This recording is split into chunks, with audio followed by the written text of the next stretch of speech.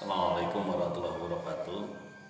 Alhamdulillahirrabbilalamin. Jamaah Kampung Taqwa dan rahimakumullah. Dan siapapun teman-teman yang mendengar dan melihat siaran ini di Kampung Asten, Kampung Gunung Betik Tengah, termasuk Kampung Aspak, mudah-mudahan didengar di 3 kampung dan tidak terbatas pada kampung ini, tapi mungkin ke negeri-negeri sebelah ya, ataupun sejauh mana jangkauan dari media. Jemaah Kampung Taqwa astagfirullah, kaum muslimin muslimat. Mari kita lanjutkan lagi, masih di surat An-Naml. Kemarin kita sudah sampaikan Nabi Muhammad SAW tidak bisa membuat mendengar orang-orang yang mati, yang jasadnya mati, baik secara hakikat ataupun lahiriah ataupun maknawi,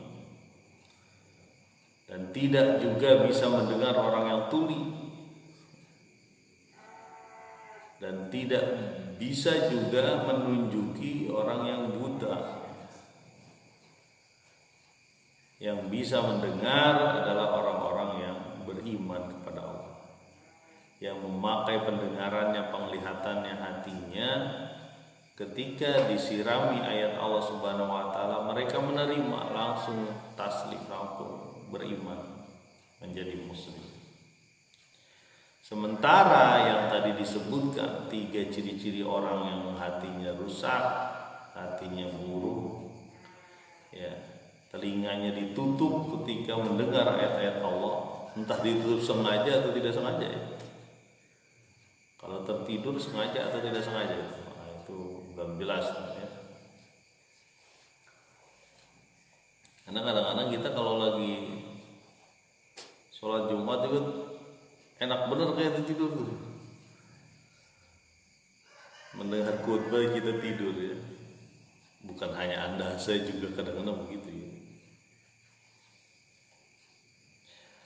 Jamaah Kampung Taqwa astagfirullah, mari kita lanjutkan saja di ayat yang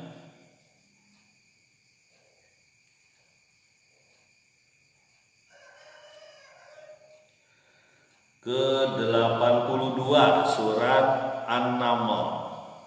Ayat yang ke-82 surat An-Naml. Silakan para ibu dan bapak untuk membangunkan anak-anaknya menghadap Allah salat subuh.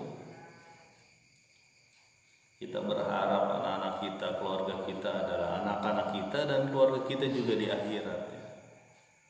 Bersama-sama dalam naungan ridho Allah, nggak cuma di dunia tetapi di akhirat. Karena keluarga kita adalah keluarga keabadian ya.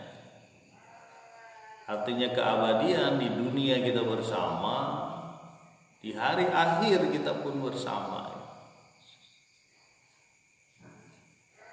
Maka dari itu jangan bosan-bosan untuk membangunkan anak kita waktu subuh, mengajak dia untuk sholat, memulai segala kegiatan di pagi hari dengan menghadapkan hati dan wajah kita kepada Allah.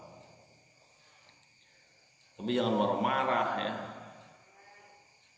Kamu anak setan, durhaka, kamu tuh nggak sholat subuh, kafir kafir mana? Wah, jangan itu, jangan keluar yang kayak gitu ya. Ajaklah baik-baik.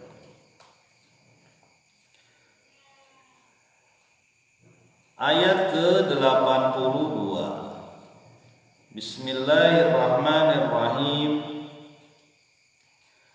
Wa idza waqa'al qawlu 'alaihim akhrajna lahum dabbatan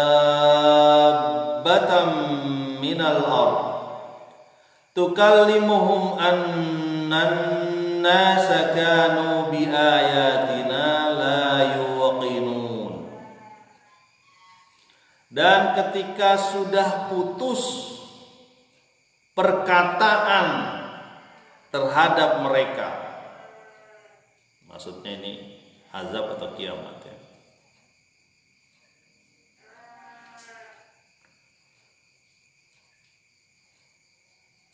Kami keluarkan bagi mereka dabbah, hewan melata atau makhluk melata, hewan ya,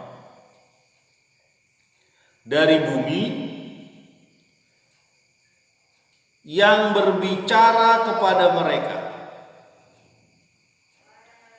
bahwa sesungguhnya manusia ya dahulu terhadap ayat-ayat kami tidak yakin. Nah ini baru lagi nih kita ketemu dengan satu kata dabbatan. Sempat disampaikan waktu itu min kulli dabbatin ila 'alallahi rizquha. Setiap yang melata di jalan Allah di bumi ini ada rizkinya dari Allah. Tapi ini kita ada satu tanda-tanda akhir zaman ya, tanda-tanda menjelang hari kiamat. Disebutkan dalam kitab Aqidah Islamiyah Said Sabiq itu, ini adalah tanda-tanda kubro, tanda-tanda besar dari hari kiamat. Keluarnya seekor, entah seekor atau bukan ya, keluarnya binatang melata tukallimu yang bisa berbicara. Ketika sudah sampai keputusan ya, sudah putus perkataan terhadap mereka orang-orang yang mengingkari ayat Allah ya. Keluarnya binatang melata yang bisa berbicara. Wah ini kita nggak kebayang ya, ada binatang bisa berbicara dengan kita. Mungkin ketika lagi misalnya Pak Arfan ya melihara kambing, dia bisa berbicara sama saya gitu. Ketika dia lagi lapar, dia telepon kita gitu kan. Kalau dia WA kita, kalau nggak punya WA dia teriak, Arfan gue lapar nih. Gak kebayang.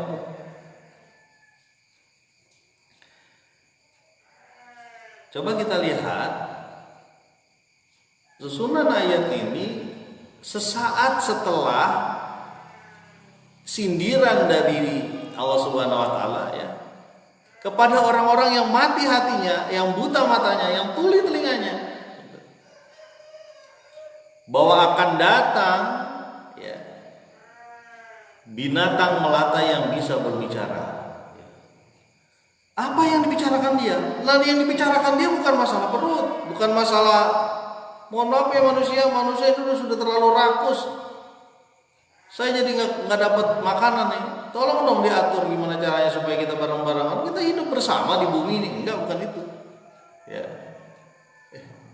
Kang Arif dari Gunung Batu. Tetap semangat Kang Arif. Menyebarkan nilai-nilai tauhid, nilai-nilai Islam insyaallah di mana saja berada dan di mana organisasi kita berada ya. Jadi bukan masalah perut atau bukan masalah pasangan.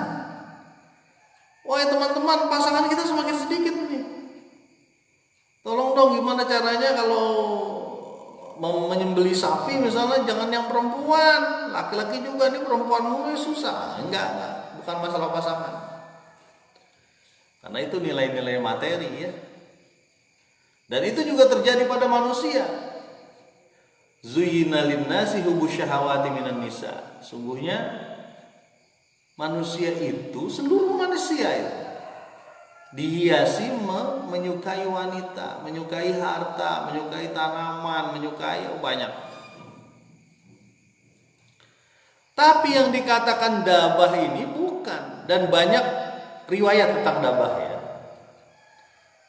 Tapi riwayat yang sahih itu tidak disebutkan cirinya. Ini hati-hati nih.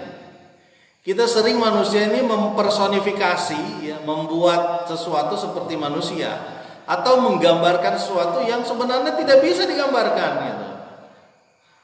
Ya, itu bahasa personifikasi sebenarnya. Majas itu bahasa Indonesia.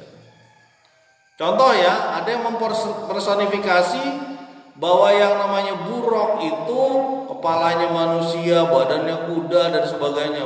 Bahkan disebutkan kepalanya itu perempuan, Nabi naik, naudzubillah itu.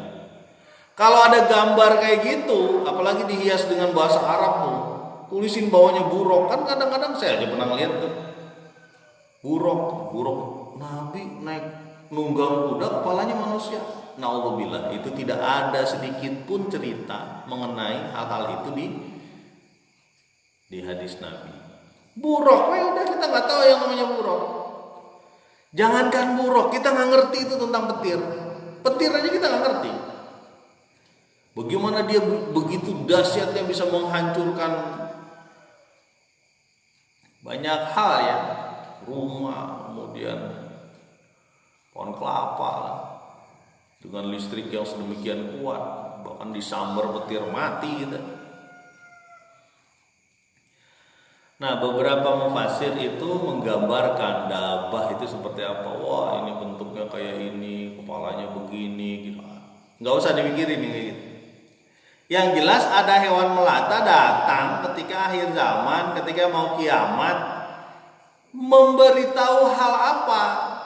Bukan masalah perut dia, bukan masalah hubungan seksual dia dengan lawan jenis, ya. Binatang memang itu dua itu masalahnya. Jadi kalau kita ngurusin dua itu saja mirip binatang. Ya. Binatang tuh begitu, kalau nggak makan dia urusan lawan jenis. Ya. Kalau manusia ngurusin itu doang, kita mirip binatang. Ya. Urusan makan dan lawan jenis. Tapi yang disampaikan oleh dabah ini ya, itu adalah apa? Ya, tapi sebelum ini kita balik dulu. Sebenarnya apa sih tanda-tanda kiamat itu? Ada yang sugro, ada yang kubro. Ya, Nabi menyebutkan ketika ditanya oleh Jibril alaihissalam, ya, kapan waktunya kiamat? Karena sudah saya sampaikan. Yang ditanya nggak tahu dibanding yang menanya. Ya. Apa tanda-tandanya? Ketika budak melahirkan tuannya. Ya. Budak melahirkan tuannya berarti apa? Mungkin perzinahan ini. Ya, mungkin ya. Ataupun orang-orang yang membantu, bisa saja itu perzinahan. Kemudian apa lagi? Ya. Ketika penggembala kambing ya, beralas kaki itu bermewah-mewah, menguasai kepemimpinan, bahkan bermegah-megahan, punya gedung-gedung mewah. Maksudnya penggembala kambing itu kemungkinan orang-orang yang kita tidak tahu apakah strata sosialnya dia rendah atau memang orang-orang ini tidak berkompeten untuk menjadi pemimpin, tapi jadi pemimpin. Ya. Tapi bukan berarti orang-orang penggembala kambing itu tidak bisa jadi pemimpin, bukan. Artinya pada saat itu ketika zaman Nabi Rasulullah SAW, ini termasuk strata yang rendah gitu. Karena jarang pemimpin didapat dari orang-orang yang memang di kampung gitu ngurusin gitu. Sementara masalah-masalah secara umum negara dia nggak ngerti. Banyak tanda-tandanya lagi, ada beberapa hadis juga. Tanda-tandanya adalah ada zilzala, ada goncangan-goncangan. Bisa jadi goncangan menimpa manusia secara umum, bisa jadi gempa. Ya, kalau sekarang corona ini kalau menurut saya termasuk goncangan. Goncangan seluruh manusia ya. Ya. Dan bisa saja itu salah satu tanda-tanda. Kemudian apa tanda-tanda lainnya? Ya. Matahari terbit dari barat. Nah, ketika matahari terbit dari barat sudah tidak berguna lagi taubat di situ. Kemudian turunnya Al-Masih, kemudian turunnya Nabi Isa, ada Dajjal di situ, ya. Yang Nabi Isa memerangi Dajjal, Dajjalnya terbunuh, ya. Kemudian Nabi Isa memerintah secara syariat Islam. Jadi Nabi Isa itu bakal jadi nabi sekaligus umat. Karena dia turun nanti. Nabi Isa diangkat hidup-hidupnya. Dia turun ya, untuk menjelaskan kepada ya, yang mengaku sebagai kaumnya, karena Nabi Isa ini nabi yang disalahartikan oleh pengikutnya sebagai Tuhan. Ya. Padahal Nabi Isa bukan Tuhan, Nabi. Ya. Jadi itu ada zaman yang dilipat. Artinya zaman yang dilipat itu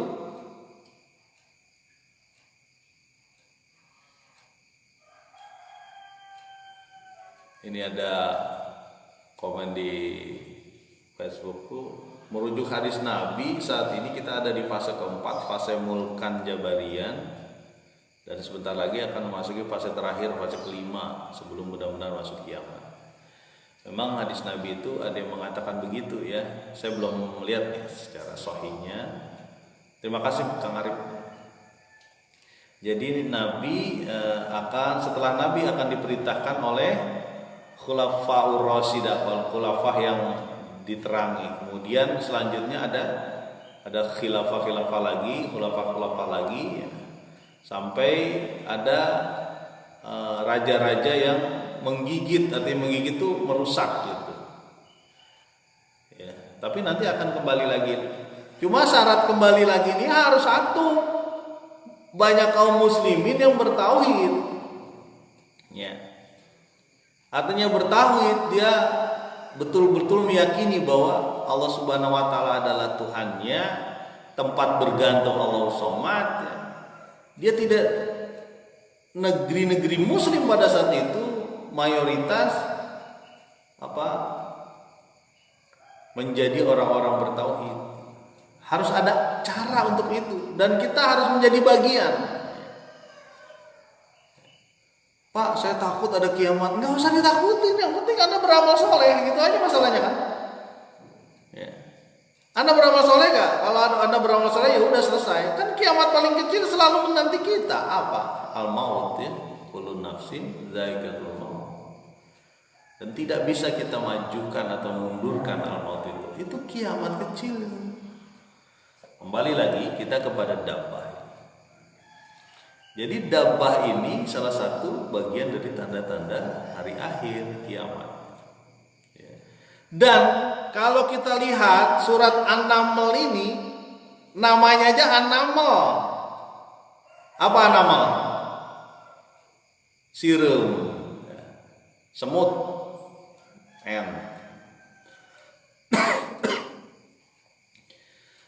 Di surat tentang semut ini banyak cerita tentang hewan.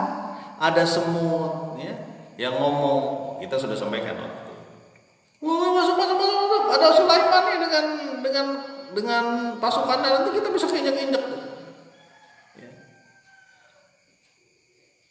Ada hut-hut di sana. Ya, hut-hut yang diberi kemampuan khusus oleh Allah Subhanahu wa taala, bahkan bisa berpikir, bahkan dia bertauhid. Dia tahu mana orang yang menyembah Allah dan mana orang yang tidak menyembah Allah. Dan di sini disebutkan tentang dabbah, binatang melata. Begitulah Al-Qur'an, begitu harmoni. Di sini juga diceritakan tentang hewan-hewan. Di ujung-ujung ini menjelang hari kiamat diingatkan ada hewan yang bakal berbicara kepada Anda. Tentang apa berbicaranya? Bi ayatina la yuqinun, bahwa orang-orang manusia ini ya terhadap ayat-ayat Allah itu tidak yakin. Jadi sebenarnya hampir dikatakan begini, ini begitu harmonis ya. Al-Quran itu begitu luar biasa sehingga dia setiap surat itu punya tema-tema sendiri dan itu begitu harmonis. Harmonis apa sih harmonisnya? Harmonis apa ya? Rumah tangga yang harmonis, rumah tangga yang aman, kira-kira begitu. Dan di Quran ini cerita tentang An-Naml, kemudian tentang Hud-Hud ya, disampaikan di sini tentang binatang-binatang ini. Binatang-binatang ini malah beriman kepada Allah gitu loh maksudnya. Anda ini manusia ini malah tidak yakin. Ini masalahnya. Ya. Sekarang pertanyaannya, Pak, emang binatang bisa ngomong ya? Bisa aja. Allah bisa membuat ngomong siapapun. Kita aja yang tadinya nggak bisa ngomong dibuat ngomong sama Allah. Ya. Kecuali ada masalah ya. Contoh gini. Orang yang dari awal, dari kecil dia buta, itu cenderung buta lagi. Tuli, dia cenderung gagu. Sekali lagi ya. Bayi yang dilahirkan tuli tidak mendengar, itu cenderung gagu, nggak bisa ngomong. Karena dia tidak ada yang mendengar. Nah kita orang normal dari kecil ini tahu-tahu bisa ngomong, tahu-tahu bisa bilang ibu, bisa ayah, makan, itu yang awal-awal kan begitu. Mau buang air besar. Jadi bisa saja Allah membuat ngomong sesuatu. Ya. Sampai pernah dalam satu hadis kan ada seekor lagi, sebuah pohon yang menangis, kurma kalau nggak salah ya. Dia menangis, didengar suaranya tangisan itu sama sahabat-sahabatnya. Ketika ditanya sama Nabi, kenapa? Sudah tidak ada lagi yang berkhutbah di sini. Ya. Jadi khutbah, ajakan menuju Allah Subhanahu Wa Taala, itu didengar juga sama tanaman kawan. Tanaman juga mendengar itu, bahkan hewan-hewan pun mendengar itu. Jadi ajakan menuju Allah itu bukan cuma didengar oleh manusia, bahkan jin pun mendengar. Jadi ketika kita mengajak kepada Allah, sejatinya kita mengajak kepada seluruh alam ini untuk tunduk pada Allah, seluruh alam ini. Ya. Makanya alhamdulillahirabbil alamin, seluruh alam. Alam nyata, alam gaib, alam di atas bumi, alam di angkasa sampai alam di bawah bumi. Itu mendengar. Ya. Makanya teman-teman mengajak kepada Allah itu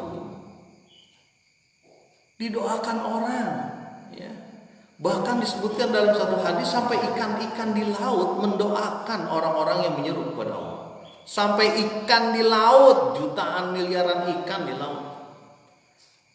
Makanya menyeru kepada Allah, menyebarkan kebaikan itu didoakan.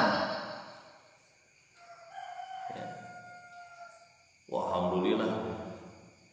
Bagi teman-teman termasuk orang tua, ya para orang tua yang mengajak anak-anaknya menuju jalan Allah, itu didoakan. Ya. Al-Quran itu didengarkan. Ya. Anastama'u minal jinni faqalu inna sami'na Qur'anan ajaba.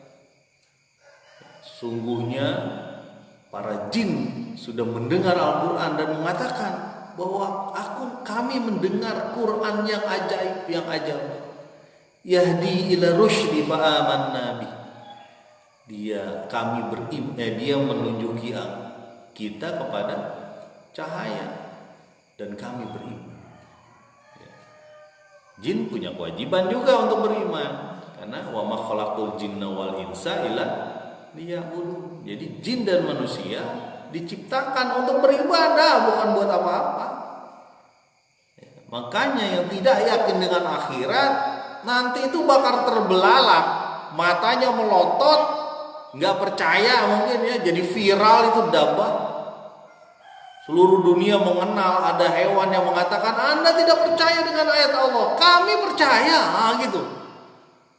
Kami percaya hewan yang bagi Anda tidak bisa bicara ini, kami percaya dengan Allah Subhanahu Wa Taala bahwa Allah akan membalas kami, membalas perbuatan manusia. Nah kalau hewan apakah dia bisa masuk surga? Ada beberapa hewan yang masuk surga. Ya maka bertakwa astagfirullah. Ini agak panjang sedikit ya tentang dabah ini, karena ada beberapa penafsiran yang ya lebay lah kalau saya nyebutnya, berlebih-lebihan lah. Dabah ini ada jenggotnya, ada panjangnya 60 hasta gitu. Kita nggak tahu lah. Sekarang apapun bisa viral kan. Orang nerbangin pesawat aja bisa ditonton 10 juta orang. Nerbangin pesawat mainan bisa ditonton 10 juta orang. Kata saya, apa yang dilihat? Itu contoh aja lah. Viral demikian mudah ya. Apalagi ada dabah begini ya. Dan misi dari dabah ini sebenarnya memberitahu kepada orang-orang yang tidak yakin terhadap ayat-ayat Allah. Ya. Kita lanjutkan di ayat selanjutnya, di ayat 83 ya. Sudah cukup tuh tentang dabah. Mungkin nanti kita cerita-cerita lain. Kampung ini mikir, bakal ada hewan yang bisa ngomong ke kita nih gitu. Ya itu memang disampaikan. Al-Quran menyampaikan dan kita harus yakin. Setiap kata yang disampaikan Al-Quran kita harus yakin bahwa itu benar dan itu akan terjadi. Ya. Ya. Cerita tentang zaman dilipat, hadis Nabi tentang zaman dilipat sekarang terjadi. Artinya zaman dilipat itu terlalu pendek perjalanan itu. Ya, dia mengartikan begitu ya. Terlalu pendek perjalanan, semakin singkat. Ada kereta, ada bis, ada pesawat. Ya. Semakin gampang orang ke Amerika atau ke Europe atau ke Jepang atau ke Mekah, semakin gampang. Dulu katanya tuh zaman Belanda itu berbulan-bulan menaik haji itu. Jadi kayak ditahlilin dulu lah kira-kira, udahlah selesai lah, syukur kalau bisa pulang. Sekarang ada 2 hari, 10 jam ya kalau nggak salah. Pagi ini kita di Jakarta, ya, sore udah nyampe Mekah. Betapa zaman tuh dilipat. Ayat selanjutnya di ayat ke-83. Wa yauma nahsyuru min kulli ummatin fawjam mimman yukadzibu bi ayatina fahum yuzaun. Dan hari di mana kami kumpulkan setiap umat, ya, segolongan umat atau setiap umat dari orang-orang yang mendustakan ayat-ayat kami dan mereka dibagi-bagi. Nah, setelah cerita tentang tanda-tanda kiamat dabah ini, lalu ada Yaumal Mahsyar atau hari pengumpulan. Hari pengumpulan ini setiap umat akan dikumpulkan. Mulai dari zaman dahulu sampai zaman sekarang, zaman yang menjelang kiamat nanti ya. Yukadzibu bi ayatina, mereka yang mendustakan ayat-ayat kami, tidak yakin dengan akhirat, tidak yakin bahwa dosa itu akan dibalas baik di dunia dan akhirat, tidak yakin bahwa setiap perbuatan maksiat sedikit pun akan ada balasan dari Allah Subhanahu wa taala. Wa may ya'mal mithqala dzarratin syarran yarah, pasti akan dibalas. Khairan yarah juga kalau dia melakukan kebaikan walaupun kecil, zarrah pasti dibalas. Nah, orang-orang yang tidak yakin akan hari pembalasan ini, yaumal jaza ini, yaumal mahsyar ini, masa dikumpulkan ini, orang-orang yang mendustakan ayat-ayat kami, fahum yuzaun, mereka dipaksa dibagi-bagi gitu, dibikin kelompok-kelompok. Mungkin kelompok ini bromocora yang suka ngancurin orang kan sebelah sini, mungkin ini bahasa saya aja ya. Orang-orang ini pembunuh mas sebelah sini, ini barisan pembunuh sini, maaf ya, pemerkosa di sini, pencuri, koruptor ya, curi ayam sebelah sini, koruptor yang ngabisin bansos aja dihabisin juga, naudzubillah ya. Nah, sebelah sini yang aspal, yang suka makan aspal, aspal mestinya 10 cm jadi 5 cm. Ah, ini. Sebelah sini nih, koruptor nih. Ya. Kemudian yang menzolimi tetangga, ah ini sebelah sana. Ya, yang tanah tetangga diambil, dikorek-korek, lama-lama maju ke depan, patoknya sebelah sana tuh. Karena tanah yang diambil sejengkal itu akan ditaruh di atas kepala dia. Ya. Sejengkal ke bawah sampai ke atas lah kira-kira ini. Ya. Orang-orang yang memusuhi Nabi, memusuhi ulama sebelah sana dibagi-bagi tuh. Ya. Jadi orang-orang yang mendustakan ini itu nanti bakal dibagi, dibikin kelompok. Ya. Dan memang beda-beda. Ketika Nabi Isra Mi'raj kan kelihatan ya. Disebutkan orang ini selalu ya memukul kepalanya terus. Kata Nabi, wahai Jibril, ini ngapain orang di neraka kayak gini?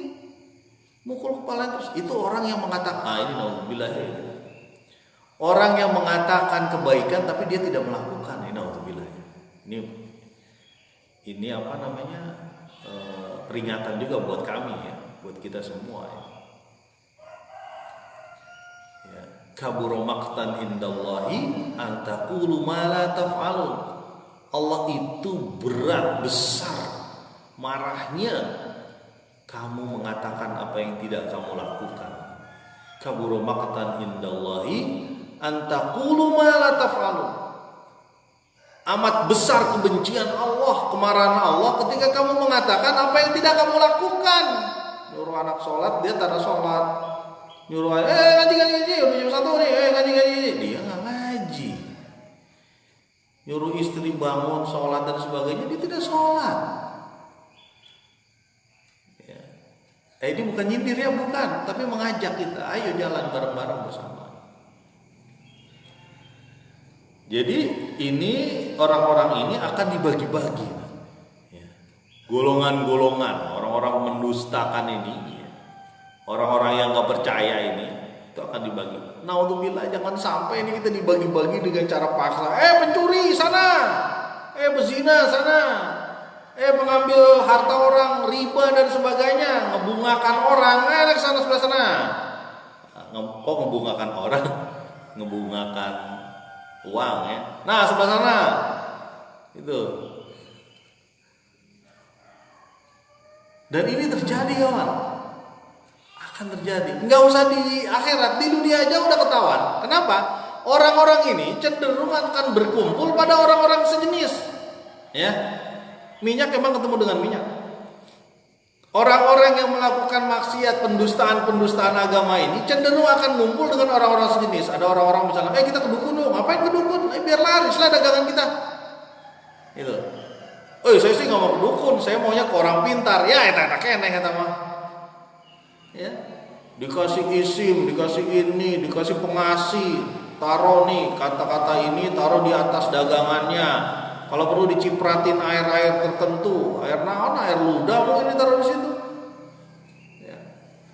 Ada juga tuh di kemana saya lihat, biar laris somai diludahin, naudzubillah. Kok Pak Arman lihat? Kebetulan aja lihat ada berita gitu. Dan sebenarnya gak cuma somai, dulu pernah ada cerita itu kan gorengan ditaruhin ditaruhin plastik katanya biar renyah, naudzubillah itu. Sebenarnya orang-orang kayak gini orang-orang yang tidak jujur ya. Bagaimana dia bisa halal dan itunya rezekinya dengan cara meracuni orang seperti itu. Dan bukan cuma dilakukan pedagang kecil ya kayak gini. Perusahaan besar juga ada yang begitu. Ketika inspeksi datang nih, inspeksi dari pemerintah, dari dinas kesehatan atau halal, diumpetin semua bahan-bahannya. Mohon maaf, saya ngomong kayak gini karena saya tahu sendiri ada orang yang mengatakan ini dan dia manajer di perusahaan tersebut. Begitu Pak Arman. Jadi kalau ada inspeksi entah dari dinas kesehatan ataupun dari halal itu segera kita sembunyikan itu. Barang-barang yang tidak layak dimasukkan ke satu adonannya misalnya kalau dia Saya ngomong sendiri. Jadi benar itu ada yang kayak gitu. Naudzubillah ya, kita jangan sampai ya. Kalau kata Nabi itu mencampur antara kurma rusak dengan kurma yang benar, nggak boleh. Mudah-mudahan kita bukan orang-orang yang mendustakan agama ini. Kita yakin pada Allah, kita yakin al-haq, al-jannatul haq, an-narul haq, bahwa jannah itu adalah benar, neraka itu benar, al-qiyamatu haq, kiamat itu adalah benar ya. Kemudian surga dan neraka, surga juga benar ya. Jannah sama surga sama lagi. Dan kita akan dibalas. Mudah-mudahan kita menjadi orang yang senantiasa menghisap diri kita. Ya, terus berbuat baik, jalan terus, bismillah, minta sama Allah, ya Allah saya ingin berbuat baik, saya ingin mendekati Engkau ya Allah, dekatilah aku, keluargaku, anak cucuku, tetanggaku, anak buahku, bosku, ya, muridku, semua yang kita ajak. Mudah-mudahan bermanfaat. Subhanakallahumma wa bihamdika asyhadu an la ilaha illa anta astaghfiruka wa atubu ilaik. Assalamualaikum warahmatullahi wabarakatuh.